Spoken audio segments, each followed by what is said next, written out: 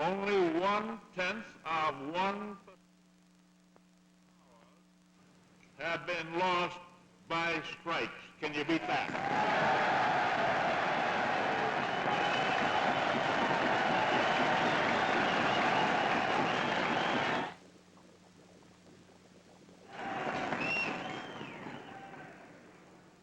But, you know, even those candidates who burst out in election year affection for social legislation and for labor in general, still think that you ought to be good boys and stay out of politics.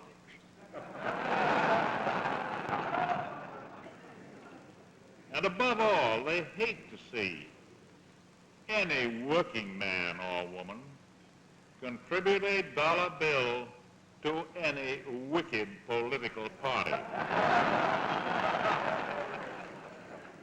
Of course, it's all right for large financiers and industrialists and monopolists to contribute tens of thousands of dollars. But their solicitude for that dollar which the men and women in the ranks of labor contribute is always very touching. They are, of course, perfectly willing to let you vote unless you happen to be a soldier or a sailor overseas or a merchant seaman carrying the munitions of war. In that case, they've made it pretty hard for you to vote at all. For there are some political candidates who think that they may have a chance of election if only the total vote is small enough.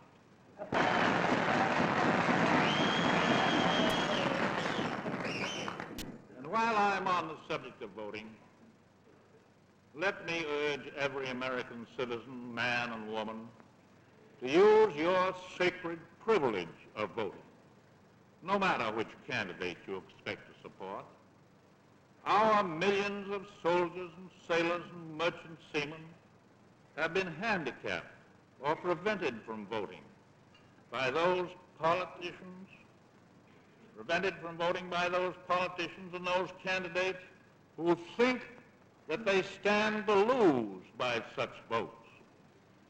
You here at home have the freedom of the ballot, irrespective of party. You should register and vote this November. I think that is a matter of plain good citizenship.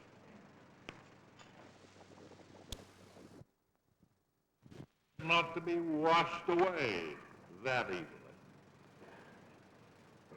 The opposition in this year has already imported into this campaign a very interesting thing because it's foreign. They have imported the propaganda technique invented by the dictators abroad. Remember, a number of years ago, there was a book, Mein Kampf, written by Hitler himself.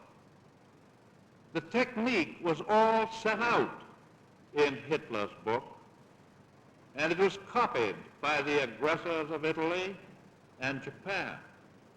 According to that technique, you should never use a small falsehood, always a big one,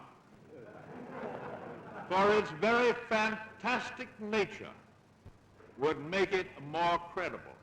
If only you keep repeating it over and over and over again.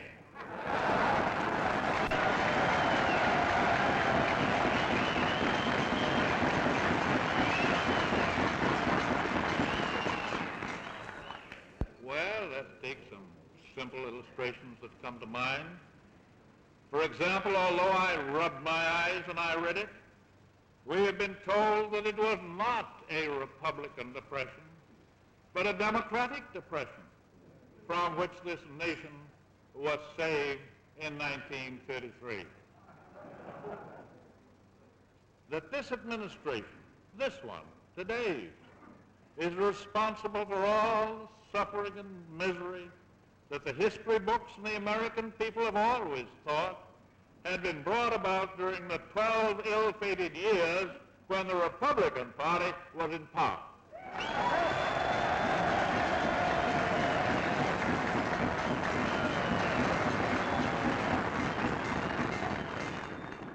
Now, there's an old and somewhat lugubrious adage which says, never speak of a rope in the house of a man who's been hanged.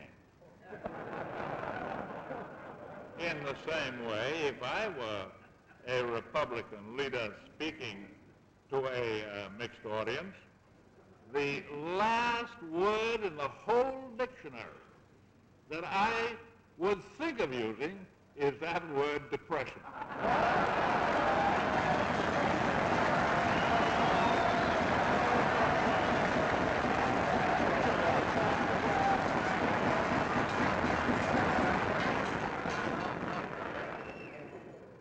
You know, they pop up all the time.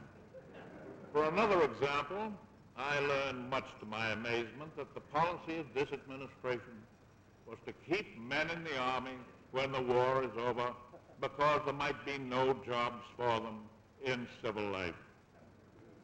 Well, the very day that this fantastic charge was first made, a formal plan for the method of speedy discharge from the Army had already been announced by the War Department, a plan based on the wishes of the soldiers themselves. This callous and brazen falsehood about demobilization was, of course, a very simple thing.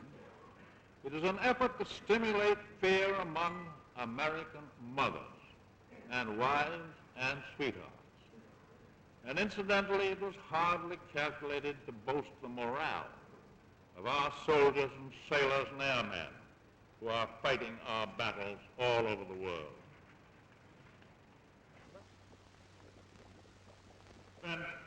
Of a Republican victory this fall.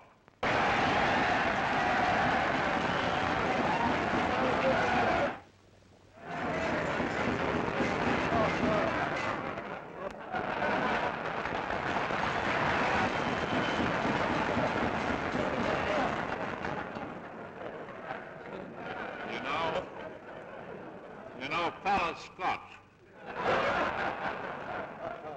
And being a Scotty, as soon as he learned that the Republican fiction writers in Congress and out had concocted a story that I'd left him behind on an Aleutian island and had sent a destroyer back to find him at a cost to the taxpayers of $2 or $3 or $8 or $20 million, his Scotch soul was furious. No, police ought to spoke.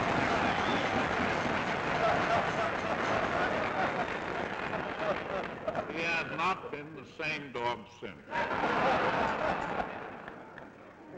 I am accustomed to hearing malicious falsehoods about myself, such as that old worm-eaten chestnut that I have represented myself as indispensable.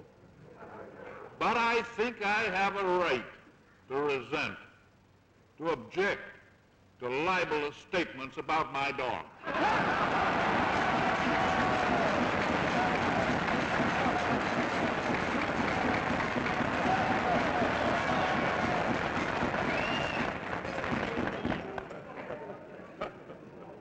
Well, I think we all recognize the old technique. The people of this country know the past too well to be deceived into forgetting. Too much is at stake to forget. There are tasks ahead of us which we must now complete with the same will and the same skill and intelligence and devotion that have already led us so far along the road to victory. There is no task of finishing